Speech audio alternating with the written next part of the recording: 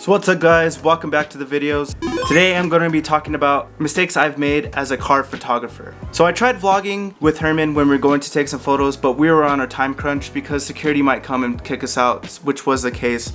I tried to vlog as much as possible, but I didn't end up doing that because it was just too much. But I'll go ahead and show that footage here in a bit. But today what we're going to talk about is mistakes I've made as a photographer, as a car photographer specifically, but you can apply these to other applications in photography as well, especially during the night photography. So these are mistakes that you can learn from, and I'm learning from them as well. So I ended up thinking that I wasn't going to be able to use these photos because I'm just a perfectionist, and at the time I was so disappointed that I had so many photos and I only ended up using 50 of them. So what's important is that you learn from them. Now all these mistakes, they're tiny mistakes, so you could consider these not really, big tips, but in the end, they will help you make better choices in photography or in your set, just so that you can have better outcomes within your picture taking. So let's get in part of the vlog and then we'll talk about the pictures.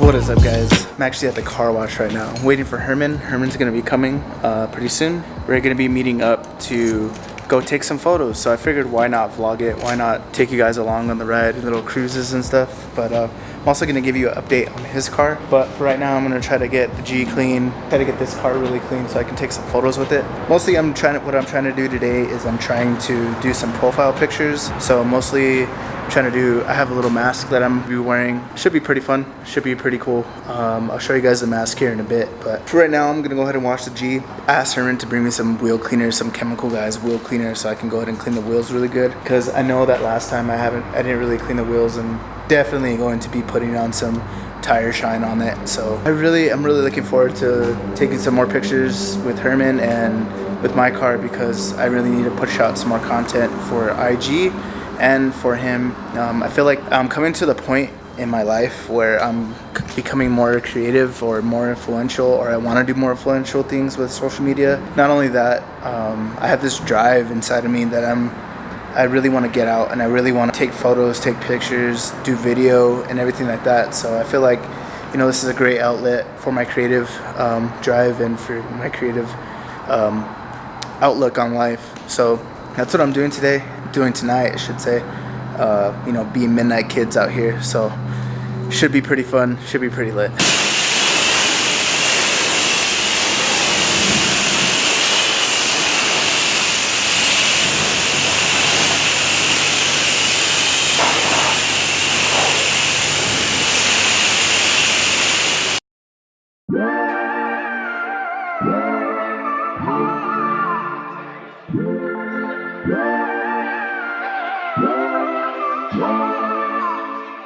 She say that she a wanderlust, but she ain't seen the world so much to do at 21. You feel invincible, so hard to find someone to trust. Alright, so Herman just got here. His car is fucking looking so clean. So clean. God, I haven't really updated you guys on what he's done to his car other than the wing carbon fiber, but I forgot to mention to you guys the wheels.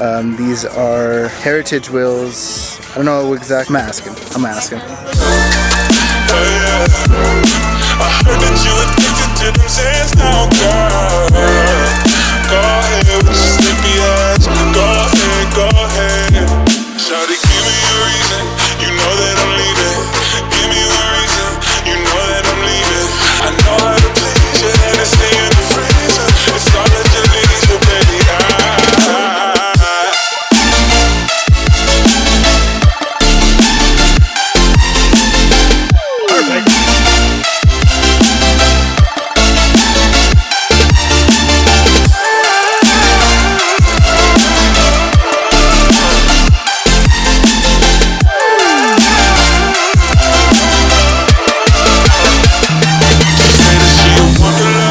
What her bio say, she shaking for the Instagram. And a Twitter page on YouTube, she's a makeup artist. Hollywood apartment, she's a bartender and a part-time model. All her friends are verified, wow, man, that's so cool, wow. Girl, can we hang out? Let's take 1,000 pictures like a hype beast now. People saying that we're goals, that's all I ever wanted. Fuck the haters, fuck the trolls. So we just made it to location 1, so we're gonna get some pictures of Herman's car real quick before.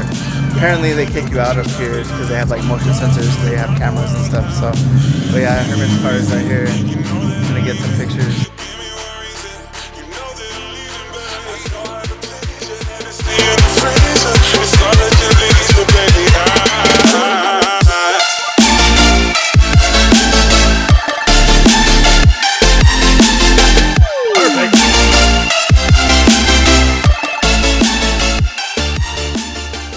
So the first mistake I usually make is not enough room in composition. I either make the photo heavy on one side or I make not enough room on the other side. Try to remember use the 1/3 rule. Try to make your subject the center part of the composition. So I can tell when I was off center just by looking in post. So try to make your car as center as possible or use the rule of thirds like I said before. So the mistake I made was I was not checking on the set. Basically I was not previewing my photos and I was basically saying, okay, that's a good photo, I took it good enough, I can move on. So the advice I would give was to maybe make sure that you're checking your previews, make sure that you're in the center, maybe you can move a little bit left, maybe you can move a little bit right. At the same time, it's more of checking yourself where you are in your area. So like I said before, I didn't have on my previews. I continued to take photos regardless, and it's something I should have checked. So the second mistake that I made was not having the shutter speed high enough.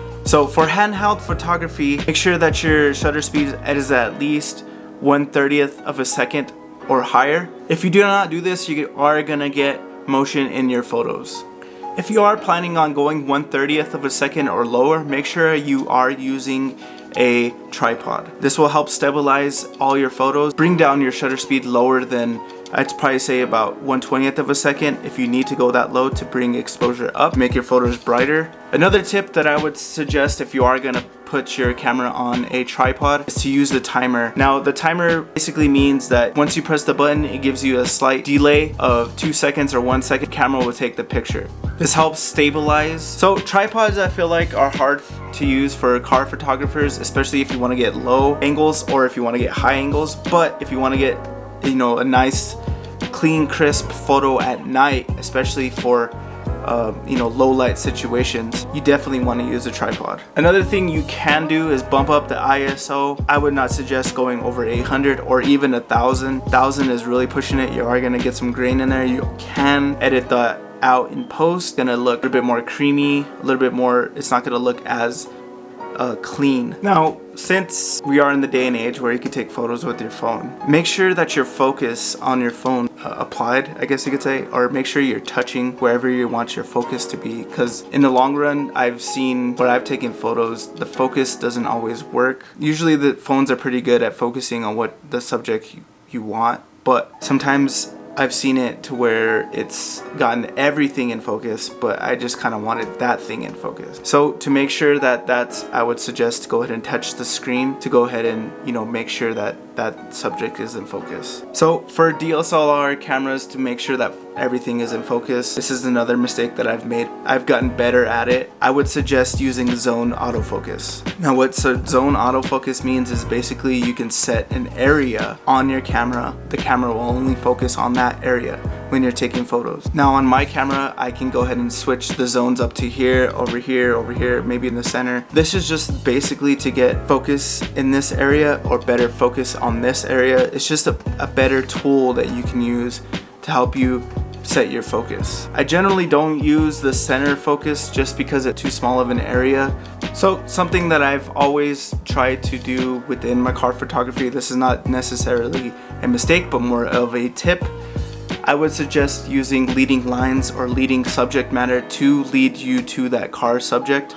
So having that contrast or those leading lines or those textured areas to lead you to that subject is definitely going to help you in car photography, I feel like, because car photography is a little, I mean, this is just me, kind of bland because you don't have a face, and as a person you're always looking for a face per se in a area or a subject matter. So having those leading lines and having those areas of color leading to the subject always helps. So like I said, I'm not a professional. These are just mistakes I've learned from, experiences that I've learned from. I hope that these helped you along the way in your photography journey, or even just taking photos with your phone. That you guys like this video. If you guys want me to do more videos just like this, just hit that like button or hit that subscribe button and let me know in the comment sections below. I will do some more similar type videos like this, maybe more of like videography, maybe I'll just do more vlogs doing photography. Let me know. Doing this kind of video is